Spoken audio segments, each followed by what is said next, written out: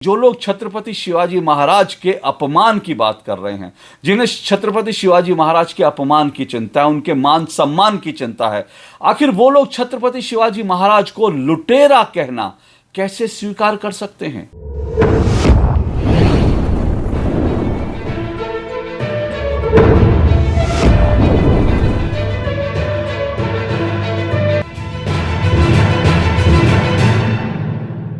बीती 26 अगस्त को महाराष्ट्र के सिंधुदुर्ग में छत्रपति शिवाजी महाराज की एक प्रतिमा गिरने के बाद महाराष्ट्र की राजनीति में छत्रपति शिवाजी महाराज के अपमान के मुद्दे को लगातार गरमाया जा रहा है, या यूं कहें कि इस मुद्दे को लगातार भुनाने की कोशिश हो रही है। कांग्रेस और शिवसेना उद्धव ठाकरे और साथ साथ शरद पवार की एनसीपी की लगातार ये कोशिश है कि विधानसभा चुनाव तक इस मुद्दे को गर्म करके रखा जाए ताकि इस मुद्दे को ज्यादा से ज्यादा भुनाया जा सके, क्योंकि आप जानते हैं कि महाराष्ट्र में जल्द ही विधानसभा के चुनाव होने हैं और पूरे महाराष्ट्र की अगर बात करें, मराठी जो मानुस है वो छत्रपति शिवाजी महाराज को देवतुल्य मानता है। और इसीलिए लगता है कि कांग्रेस को, शिवसेना, उद्धव ठाकरे और एनसीपी को लगता है कि अगर छत्रपति शिवाजी महाराज के अपमान के नाम पर वो भावनाएं भड़का सके तो उनको मराठी मानुस का ज्यादा से ज्यादा वोट मिल सकेगा। हालांकि इस मुद्दे पर लगातार राज्य सरकार कार्रवाई भी कर रही है। प्रधानमंत्री नरेंद्र मोदी जो है महाराष्ट्र पहुंचकर छत्रपति शिवाजी महाराज के चरणों में नमन करके माफी भी मांग चुके हैं। लेकिन कांग्रेस, शिवसेना, उद्धव ठाकरे और एनसीपी इस मुद्दे को ठंडा नहीं होने देना चाहते। लेकिन आज एक सवाल जो है बड़ा वो जरूरी है, जिसका जवाब तलाशने की कोशिश करनी चाहिए। सवाल यह है कि जो लोग छत्रपति शिवाजी महाराज के अपमान की बात कर रहे हैं, जिन्हें छत्रपति शिवाजी महाराज के अपमान की चिंता है, उनके मान सम्मान की चिंता है, आखिर वो लोग छत्रपति शिवाजी महाराज को लुटेरा कहना कैसे स्वीकार कर सकते हैं? यह सवाल इसलिए जो है महत्वपूर्ण हो गया है क्योंकि महाराष्ट्र में अब इस मुद्दे पर भी राजनीति भी हो रही है और इस मुद्दे पर बहस भी हो रही है कि क्या छत्रपति शिवाजी महाराज को लुटेरा कहना चाहिए। दरअसल ये पूरा मामला तब गरमाया जब जो महाराष्ट्र के उप मुख्यमंत्री हैं और पूर्व मुख्यमंत्री बीजेपी के बड़े नेता देवेंद्र फडणवीस ने इस मुद्दे को उठाया और कहा कि ये जो कांग्रेस और ये जो बाकी तमाम लोग जो लगातार शिवाजी के अपमान की बात कर रहे हैं ना, इनके लिए पूरा राजनीतिक मुद्दा है और ये छत्रपति शिवाजी महाराज के सम्मान की इनको चिंता नहीं है। और इसीलिए देवेंद्र फडणवीस ने कहा कि ये वो लोग हैं जो ये कहते रहे हैं कि छत्रपति शिवाजी महाराज लुटेरे थे।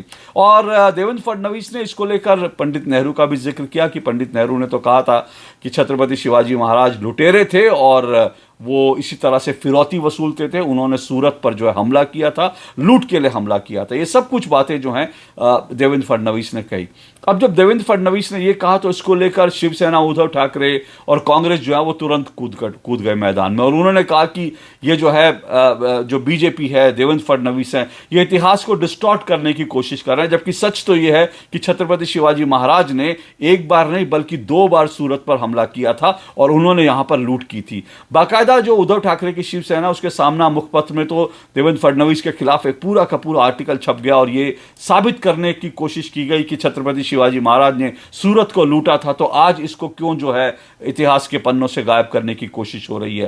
कांग्रेस के समर्थक कुछ जो दिल्ली में बैठे कुछ मराठी पत्रकार हैं, वो वीडियो बना बना के लगातार ये कह रहे हैं कि देखिए छत्रपति ये जो बीजेपी जो ऐसा कह रही है कि शिवाजी महाराज जो है, छत्रपति शिवाजी महाराज जो है वो उन्होंने लूट नहीं की थी, उन्होंने सूरत पर लूट के लिए हमला नहीं किया था। ये एक तरह से इतिहास को डिस्टॉर्ट करने की कोशिश है और वो ये जो लूट है, लूट को ही छत्रपति शिवाजी महाराज का सम्मान बता रहे हैं कि देखो छत्रपति शिवाजी महाराज ने तो लूट के लिए इस तरह से सूरत पर हमला किया था। दिल्ली में बैठे एक कांग्रेस इकोसिस्टम के एक मराठी पत्रकार ने तो यहां तक अपने वीडियो में कह दिया कि ये जो मराठी सैनिक थे ये भाड़े के सैनिकों की तरह निजाम के लिए लड़ते थे और जब मराठी सैनिक निजाम के लिए भाड़े के सैनिकों की तरह लड़ते थे तो जो लूट का हिस्सा था उसमें से वो 1% अपने पास रख लेते थे और उसी से उनका गुजर बसर होता था। अब मतलब मराठी सैनिकों को भाड़े का सैनिक लूट के लिए जो है 1% लूट के लिए जो है उनको लड़ने वाला बताकर ये महाराष्ट्र का कैसे सम्मान कर रहे हैं ये मुझे मालूम नहीं, लेकिन ये कांग्रेस इकोसिस्टम के लोग कर रहे हैं।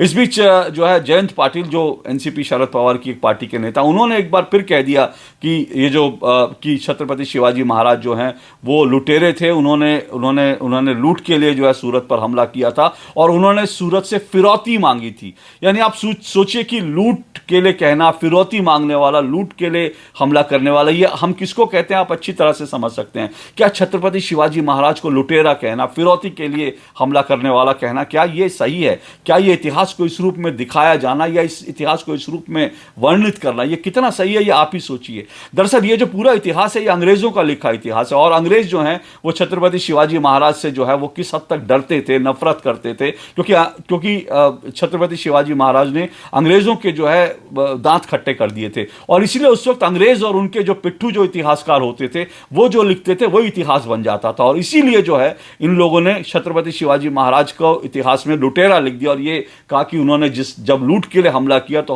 उसको एज इट इज जो है वहां गजट में छापा गया, और इसीलिए छत्रपति शिवाजी महाराज को लुटेरा कह दिया गया, और उसके बाद पंडित नेहरू भी लुटेरा कहते रहे। जबकि देवेंद्र फडणवीस क्या कह रहे हैं? देवेंद्र फडणवीस ये कह रहे हैं कि मेरे राजा को लुटेरा कहना मेरे राजा का अपमान है। आज की तारीख में आप किसको लुटेरा कहते हो, किसको फिरौती मांगने वाला कहते हो? आप इसको समझो। तो आप अगर ये कह रहे हो कि हाँ शिवाजी ने जो है सूरत पर हमला किया इसलिए वो लुटेरे हैं, तो वो लुटेरे नहीं है, उन्होंने सूरत पर हमला किया, इसमें कोई दो राय नहीं। जनवरी 1664 में जो है शिवाजी महाराज ने और उनकी सेना ने, करीब 4000 उनके सैनिक थे, उन्होंने सूरत पर हमला जरूर किया था, लेकिन वो लुटेरों का हमला नहीं था। एक राजा ने दरअसल स्वराज के मूवमेंट को आगे बढ़ाने के लिए जो है भारत का जो मूवमेंट था, स्वराज का जो मूवमेंट था, उसको आगे बढ़ाने के लिए एक तरह से टैक्स वसूली के लिए ये आक्रमण किया था। तो वो लुटेरों का आक्रमण नहीं था, वो फिरौती के लिए नहीं था। इसमें कोई दो राय नहीं कि जनवरी 1664 में 4000 अपने चुने हुए सैनिकों के साथ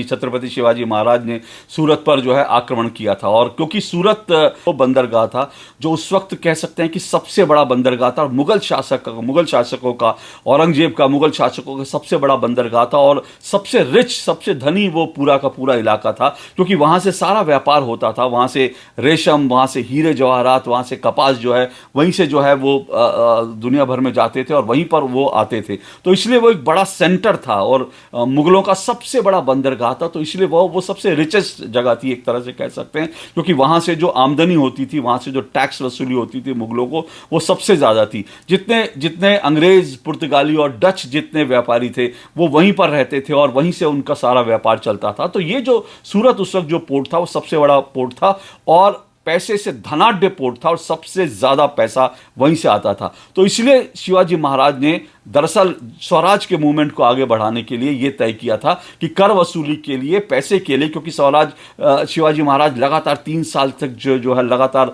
जो है लड़ रहे थे, वो मुगलों से लड़ रहे थे और बाकी सबसे उनका संघर्ष जारी था। तो ऐसे में उनको उस वक्त धन की जरूरत थी, वो स्वराज का जो मूवमेंट चल रहा था उसके लिए उनको पैसे की जरूरत थी। और शिवाजी महाराज वो राजा थे जो अपनी प्रजा के ऊपर कभी भी अननेसेसरी टैक्स नहीं लगाते थे, वो बड़ा वाइजली जो है अपनी प्रजा से टैक्स वसूलते थे, जितना जरूरत होता था। गरीबों से कोई टैक्स नहीं वसूलते थे, जो जितना आसानी से दे सकता था उतना ही टैक्स वसूलते थे। लेकिन उनको स्वराज का मूवमेंट चलाना था, उनको लगातार जो है संघर्ष करना था। ऐसे में वो संघर्ष बिना पैसे के कैसे होता? तो उन्होंने तय किया कि भाई सूरत जो है वहां से टैक्स वसूला जाए। और इसके लिए हालांकि शिवाजी महाराज ने, ये भी इतिहासकार बताते हैं कि शिवाजी महाराज ने इससे पहले कि सूरत पर आक्रमण करते, उन्होंने सूरत के व्यापारियों को बाकायदा अपना पैगाम भेजा था, चिट्ठी भेजी थी, उनके पास संदेश भेजा था कि मुझे 50 लाख रुपयों की ज़रूरत है, क्योंकि स्वराज का मूवमेंट आगे बढ़ाना है और उसके लिए जो है आप लोग मदद कीजिए। लेकिन वहाँ के जो व्यापारी थे, उन व्यापारियों ने वो शिवाजी महाराज की मदद करने से मना कर दिया, बल्कि उनको उल्टी सीधी जवाब मिले। और उसके बाद शिवाजी महाराज ने तय किया कि अब जो है टैक्स वसूली करनी पड़ेगी और आक्रमण करके टैक्स वसूली करनी पड़ेगी। तब ये पूरे के पूरे आक्रमण करने की योजना बनी थी। अच्छा, देवेंद्र फडणवीस अगर ये कह रहे हैं कि मेरे राजा को लुटेरा कहना गलत है, तो इसमें क्या गलत है? क्योंकि फिर कह रहा हूं कि शिवाजी महाराज ने आक्रमण किया, उन्होंने जो है कर वसूला, टैक्स वसूला, उसके लिए वो वहां से पैसे ले गए, उन्होंने वो टैक्स जो है हमला करके वसूला। लेकिन उसको लूट क्यों नहीं कहा जा सकता, ये समझिए। कई इतिहासकार जो हैं ये बताते हैं, और जो शिवाजी के साथ के कुछ लोग थे जो उन्होंने भी उनके भी जो पूरे के पूरे बयान और उस समय के दर्ज किए हुए बयान है, वो सब ये बताते हैं कि दरअसल जब ये पूरा का पूरा प्लानिंग बना कि जब ये जितने जो सेठ, धन्ना सेठ थे, उन्होंने जब स्वराज के लिए पैसा देने से मना कर दिया, तो बाकायदा शिवाजी महाराज की तरफ से सूरत में गुप्तचर भेजे गए। गुप्तचर क्यों भेजे गए? गुप्तचर इसलिए भेजे गए ताकि इस बात का पता लगाया जा सके कि भाई सूरत में कौन कौन लोग हैं जो मुगलों के बड़े खास हैं और जो गरीबों से पैसा लूट रहे हैं, कौन कौन अच्छे लोग हैं, कौन कौन खराब लोग हैं, कहाँ कहाँ पैसा है, ये सारी जानकारी के लिए गुप्तचर भेजे गए थे।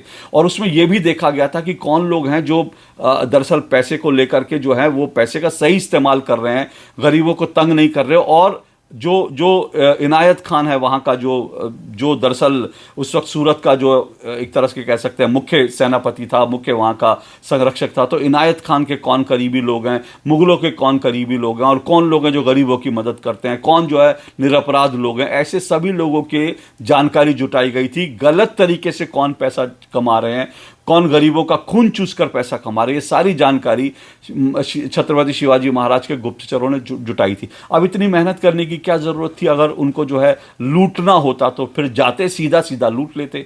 लेकिन ये सारी जानकारी जुटाई गई, और जानकारी जुटाने के बाद जो है उसके बाद छत्रपति शिवाजी महाराज की सेना जो है उसने सूरत के बाहर जाकर डेरा डाल दिया। अच्छा, इसमें एक और चीज़ जो है वो इतिहासकार बताते हैं जो सामने आई। जब छत्रपति शिवाजी महाराज की सेना ने वहाँ डेरा डाल दिया, उस वक्त इनायत खान ने बाकायदा अपने एक गुप्तचर को भेजा, अपने एक संदेशवाहक को भेजा। वो संदेशवाहक जो है छत्रपति शिवाजी महाराज से बातचीत करने गया था, लेकिन जब वो बातचीत करने की कोई कर रहा था तो उसी बीच उसने खंजर निकालकर धोखे से छत्रपति शिवाजी महाराज को मारने की कोशिश की। हालांकि उस वक्त जो है छत्रपति शिवाजी महाराज सतर्क थे, उनके साथ जो सेनापति थे वो सतर्क थे, और इसीलिए वो जो दूत बनकर आया था उसको वहीं पर मार गिराया गया। लेकिन अब जब ये सब हुआ कि भाई आप धोखे से मारने की भी कोशिश कर रहे हो, आप जो है सुन भी नहीं रहे हो, और उसके बाद ये भी है कि छत्रपति शिवाजी महाराज ने ये भी कहा था कि शाइस्ता खान ने जो है मेरे स्वराज को जो है वो कई सालों तक उसमें दंगा किया, लूटपाट किया है, उसका भी वो हिसाब चुकता करना चाहते थे। और फिर ये भी बात होती है कि इस तरह से जो आक्रमण होते हैं, और इस तरह से जो आक्रमण होते हैं उसमें उसके पीछे एक भाव ये भी होता है, कहीं ना कहीं दुश्मन की जो ताकत है उसकी ताकत को कम करने का एक जो है मैसेज देना, कहीं ना कहीं दुश्मन को एक स्ट्रांग मैसेज दे देना, दुश्मन को मेंटली जो है वो कमज़ोर कर देना, ये सारी चीज़ें थी। तो औरंगज़ेब जो है, औरंगज़ेब के इस जो है पूरे साम्राज्य को एक तरह से उसकी चूल्हे हिलाने का भी एक तरह का पर्पस था। और इसलिए जब ये लोग नहीं माने और जब शिवाजी महाराज पर जो है उनकी हत्या करने की कोशिश हुई, उसके बाद शिवाजी महाराज की जो सेना थी उसने सीधा सूरत पर आक्रमण किया, और उसके बाद सूरत में जितना पैसा था वो उसको लूटना शुरू किया, उसको उन्होंने इकट्ठा करना शुरू किया। लेकिन उसमें भी जानते हैं क्या हुआ? कुछ लोग इस पूरे इतिहास को ये भी कहते हैं कि मराठाओं ने देखो गुजरात पर हमला किया था, गुजरात में इस तरह की भावनाएं भड़काने के लिए इस तरह की भी बातें की जाती हैं। लेकिन ये भी इतिहास में दर्ज है कि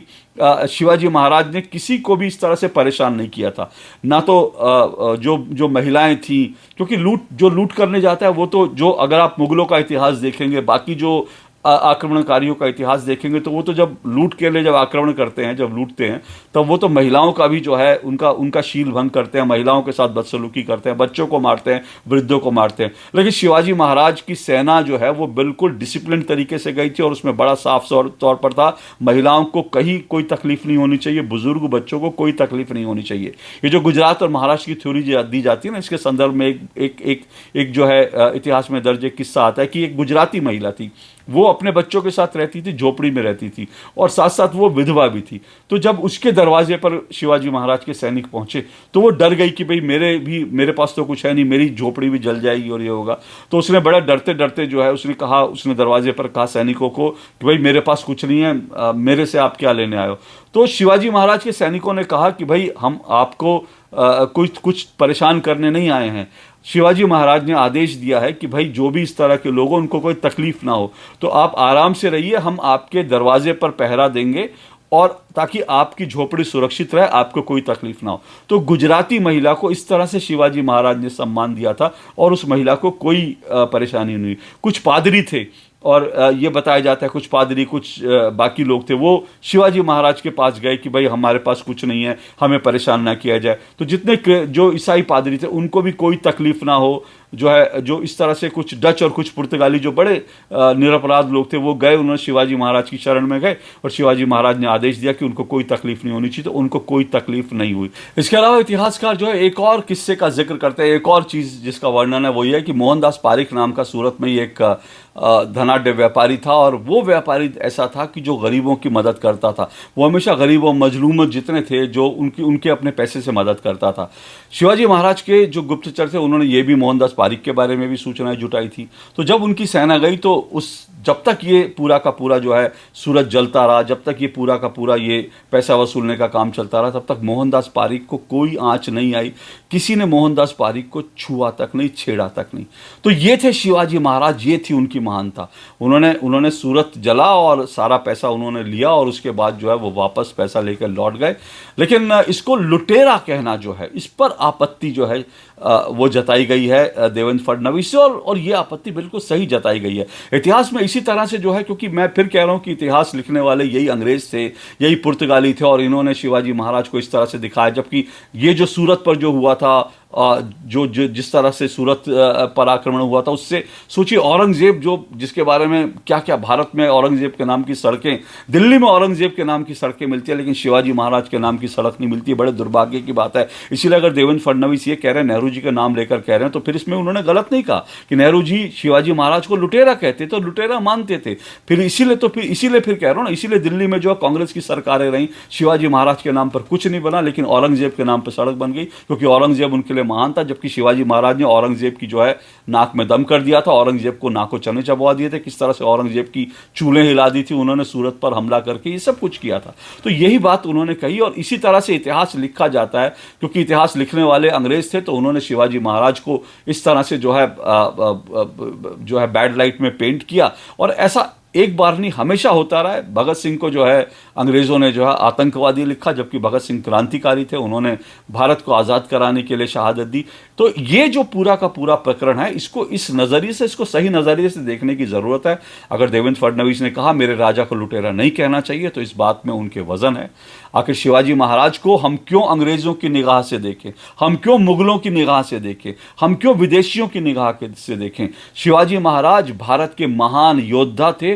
उन्होंने जो युद्ध किए, उन्होंने जो आक्रमण किया, जो उन्होंने पैसे वसूले, वो उन्होंने स्वराज के लिए, हिंदवी स्वराज के लिए उन्होंने जो है वो काम करने के लिए किया था। और ये एक राजा की तरह से उन्होंने, एक योद्धा की तरह अपना धर्म निभाया। देश के लिए उन्होंने जो कुछ किया, और देश के लिए जो कुछ इस तरह का करा, उसके लिए उनको लुटेरा कहना ये सरासर अन्याय है। ये सरासर जो है शिवाजी महाराज का अपमान है। और जिन लोगों को आज अपमान की चिंता हो रही है ना, वो सोचें शिवाजी महाराज को लुटेरा कहकर वो शिवाजी महाराज का कौन सा मान सम्मान कर रहे हैं।